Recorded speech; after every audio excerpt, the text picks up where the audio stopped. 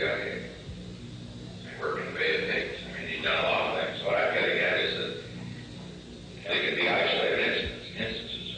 I mean, the man's worked for various things. We got to be careful pushing that very hard, because he was working on a lot of stuff. The problem is that there are all kinds of other involvements, and if they start a fishing thing on this, they're going to start picking up threads. And that's what appeals to me about trying to get one jump ahead of them. Someone else who could lead the FBI to those other involvements was Gordon Liddy. He laid out for Nixon's campaign managers just what could come out. Liddy's warning was delivered back in the Watergate complex. It was not only scene of the crime, but also home to many members of the Nixon set, including Mitchell's close confidant, Fred LaRue. Gordon commenced to tell us there were other things that had been done that we should be aware of. I said, well, what other things? He said, well, we've had an operation going, or Hunt's had this operation going. We've done certain things for the White House. Liddy told the tale of the White House Plumbers Unit and the crimes he and the Watergate team had carried out for the president. The most serious was a break-in mounted by Howard Hunt to neutralize Daniel Ellsberg, a leading opponent of Nixon's Vietnam policy. They had tried to steal his psychiatric files and use them to smear him. If that came out, Nixon could kiss goodbye to re-election. Well, when he started disclosing all of these nefarious activities that he was involved in at the behest of the White House, and what he inferred was with the full authority of the President of the United States, just appalled me. Mardian was throwing pencils up in the air and going whoosh, like that, and leaning over backwards in his chair and going forward, and just getting very excited and so on and so forth. Liddy also told them how they tried to break into Democratic candidate George McGovern's headquarters. Liddy had his own way of dimming the lights outside. I just shot out the first 3 lamps. The second 3 I found, I couldn't get a clear shot at because of a steel girder overstructure. So I called over the ever-helpful Frank Sturgis, who's a big bull of a man, and he bent over, and I climbed up on his shoulders and was able to get up onto the steel scaffolding, and from there I shot out the remaining 3 lines. I said, Gordon, you told me that none of the Cubans could identify you. Certainly the man whose shoulders you sat on to shoot the light out could identify you. He said, no, he couldn't. He never saw my face. It was a frightening experience. I mean, here we are trying to zero in on, on the campaign, on McGovern, and now we find we've got all sorts of problems. Those problems could be contained only if the break-in team kept their mouths shut. Liddy explained what had to be done. The usual thing in a situation like this in the intelligence service is that they will have bail provided for them, they will have legal counsel provided for them, there will be support for their families. Mardian and LaRue reported to John Mitchell, Nixon's closest political friend. He had to decide whether to honor the commitment to pay hush money. I said, John, it's not just the Watergate. We have other potential problems here that could easily come up. And I guess we looked at each other, and at that point, we both knew those commitments had to be kept.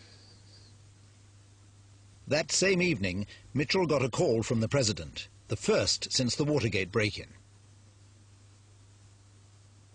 He was terribly chagrined that people in his organization could have engaged in such a thing, and that, as I recall it, he said, I just wasn't policing the people in my organization as well as I should have. The president called me after I'd gone home. He called from his EOB office and mentioned the fact that he had talked to John Mitchell and told him not to worry about the Watergate stuff, that we'd probably may be able to keep it under control. 5 days after the break-in, the burglars were brought to court to be released on bail. The president's men set about organizing their hush money. Richard Nixon's private lawyer, Herb Kalmbach, got the assignment. Herb Kalmbach was a close personal friend of mine, and I trusted him in every respect. So when he came to me and said he'd like to have all the money I could find, up to $100,000, I said, I can't find $100,000, but I know where there is some money. But can you tell me anything more about it? He said, I can only tell you that it's a matter of the White House needing some money related to the campaign. Kalmbach collected $75,000 of Nixon campaign funds, but he had to find somebody to deliver it. I got a call to come down to Washington and to meet with Mr. Herbert Kalmbach. I came to the hotel in Washington, D.C.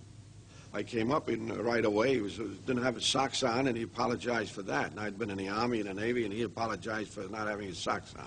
At any rate, he got into this story that he had met with John Dean, a park bench across from the White House. Dean said that on the highest authority, it was decided that Herb Kalmbach would provide funds and that Tony Elasowitz, the only one that they could trust, would distribute said funds to those who broke into the Watergate building.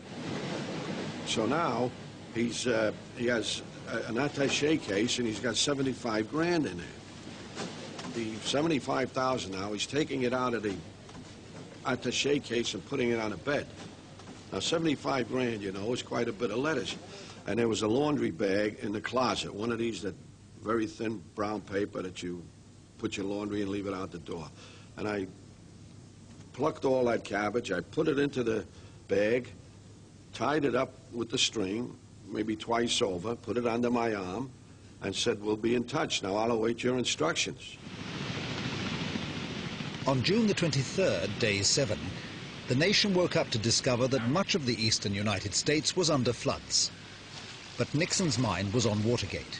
That day, he would issue an order which, when it became public 2 years later, ended his presidency.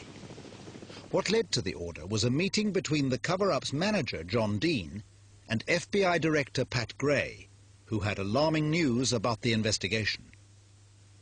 On that morning, Dean called me with a report, as he did from time to time when there was some development on Watergate, in which he said, and I'm reading from my notes here, my notes say, investigation out of control, Gray doesn't know what to do. Then I say, they've found money out of Mexican Bank. We'll know who the depositors were today. FBI agents had traced the cash seized on the Watergate burglars to a bank in Mexico. If the FBI weren't stopped immediately, they would discover that this money, laundered in Mexico, came from the Nixon campaign. Fortunately for the White House, FBI Director Gray drew the wrong conclusions from this foreign connection. On the evening of June 22nd, I met with Pat Gray over at his office in the FBI. And he now was convinced, after looking at everything, that the most likely explanation for what had gone on was this was a CIA operation that they'd stumbled into. Nixon's men knew the CIA wasn't behind Watergate. The FBI's confusion, however, gave them a plausible pretext to shut down the investigation. Nixon would say it was jeopardizing national security. After talking to Dean, Haldeman briefed the president in the Oval Office. The tape of this meeting would be the smoking gun that ended the Nixon presidency.